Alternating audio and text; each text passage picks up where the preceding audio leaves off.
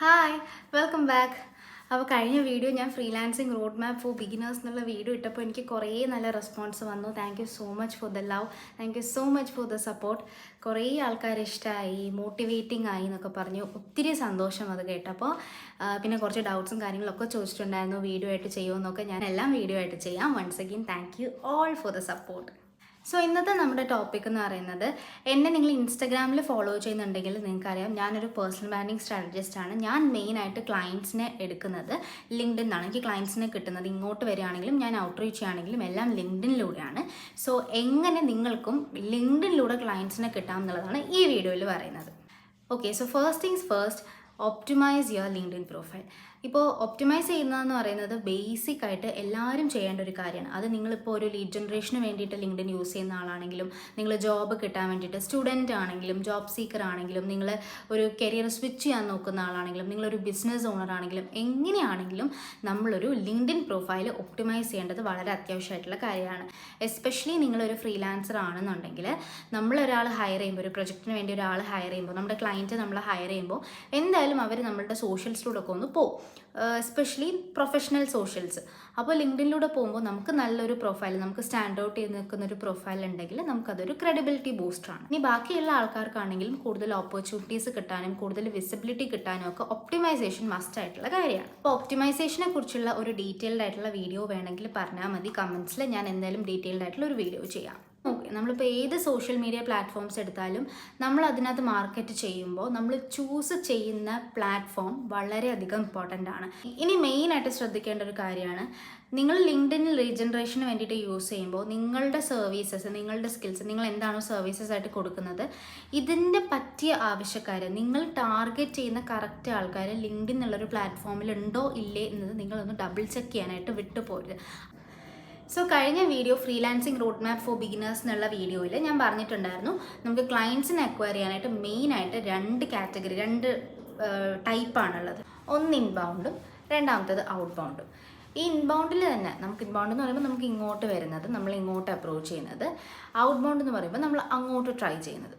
So ഈ ഇൻബൗണ്ടിൽ തന്നെ നമുക്ക് രണ്ട് മെത്തേഡ്സ് ആണുള്ളത്. Number 1, build your personal brand. Number 2, networking. Personal brand is the easiest way that you can attract clients right now.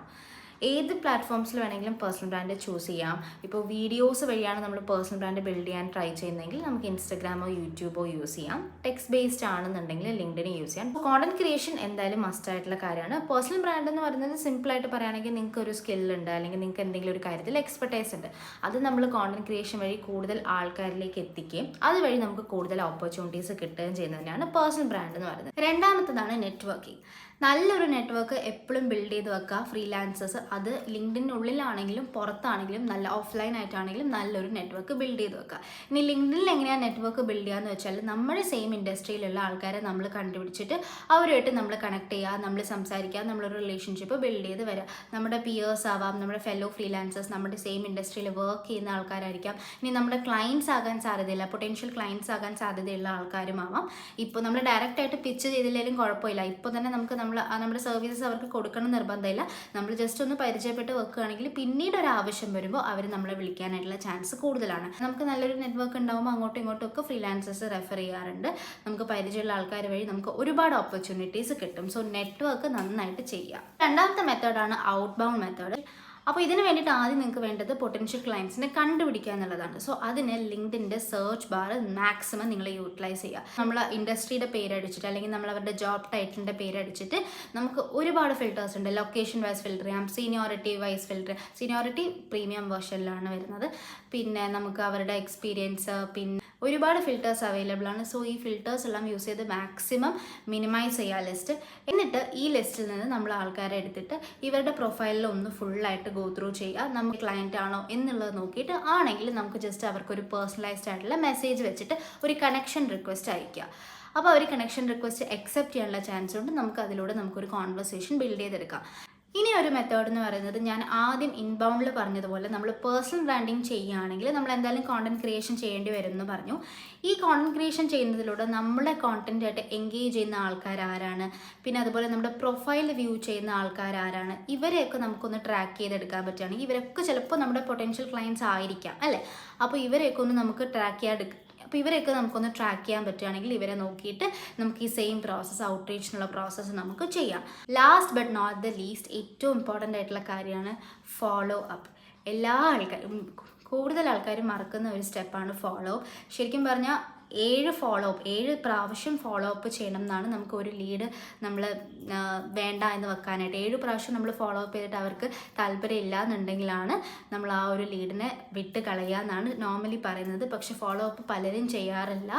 പ്രോപ്പറായിട്ടുള്ള follow up ചെയ്യുക. നമ്മൾ ആദ്യം പിച്ച് ചെയ്യുന്ന സമയത്ത് തന്നെ അവരോടൊരു ആൻസർ വേണമെന്ന് നിർബന്ധം പിടിക്കാണ്ട് ഗിവ് ദം ദെയർ ടൈം. അതിനുശേഷം നമ്മൾ ഫ്രീക്വൻ്റ് ആയിട്ട് ഒന്ന് ഫോളോ അപ്പ് ചെയ്ത് കൊടുക്കുക. ഞാൻ ഈ പറഞ്ഞ എല്ലാ സ്റ്റെപ്സും ഒന്ന് മിക്സ് ചെയ്ത് ബാലൻസ്ഡ് ആയിട്ട് കൊണ്ടുപോവുക.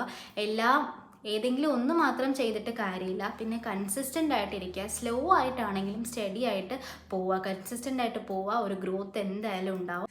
സോ ഈ വീഡിയോ എല്ലാവർക്കും ഇഷ്ടപ്പെട്ടു എന്ന് വിചാരിക്കുന്നു. Hope it helped U.